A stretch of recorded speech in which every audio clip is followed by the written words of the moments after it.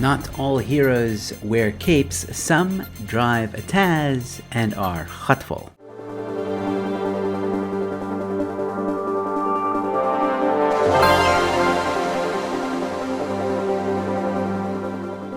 Hello ladies and gentlemen, welcome to News in 5. I'm your host, Joe Emilio. Thanks for tuning in. Alright, so I'm pretty sure all of you have seen this viral video of a woman being attacked by robbers who steal her handbag and then she dishes out her own kind of justice.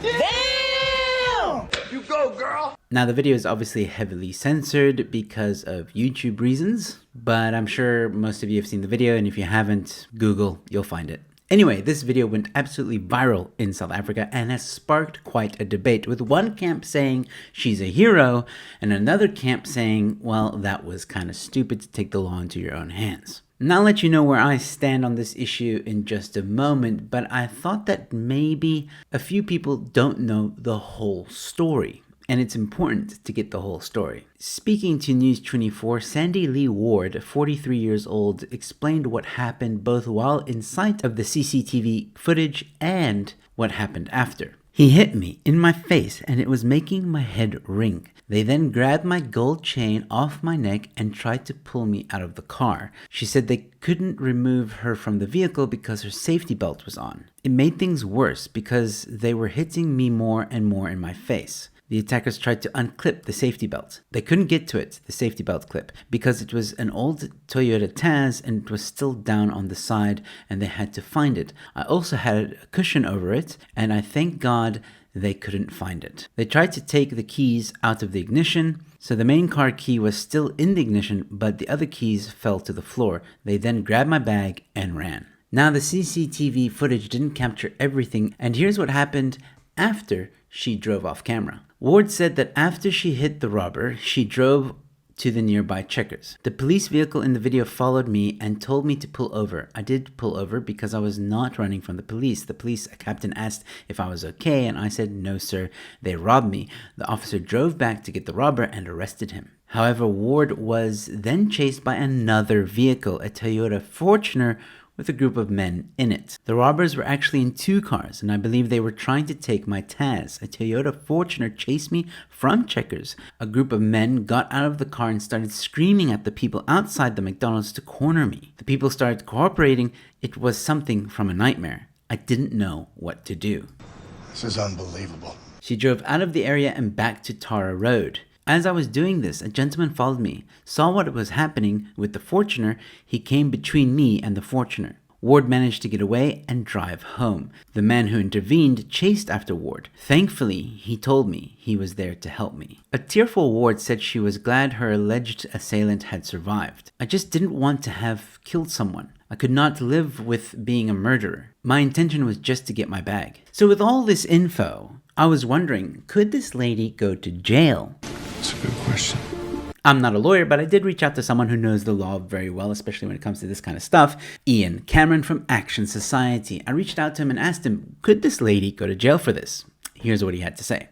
It's too soon to say exactly whether she would have to face jail time. I think the circumstances would need to be taken into consideration. One doesn't know whether it was just a bag snatcher, whether he possibly held some kind of threat in terms of possibly having a firearm in his possession or any other kind of weapon. Maybe she has been targeted several times before and circumstances led her to acting the way she did during that specific incident. I think it was Ivo Fachter who said on Twitter that she should face jail time, and it's not it's not justifiable force that she used because it's too extreme. I don't think so. In my personal opinion, this is a result of a crumbling justice system, and I think it would send the wrong message to go after this lady for reacting immediately after she was threatened and possibly still under threat. You don't know if there are possibly more suspects around her at that stage. She could argue that she was fighting back. Nevertheless, I think it would send the wrong example or wrong message to the public if they were to prosecute and convict her.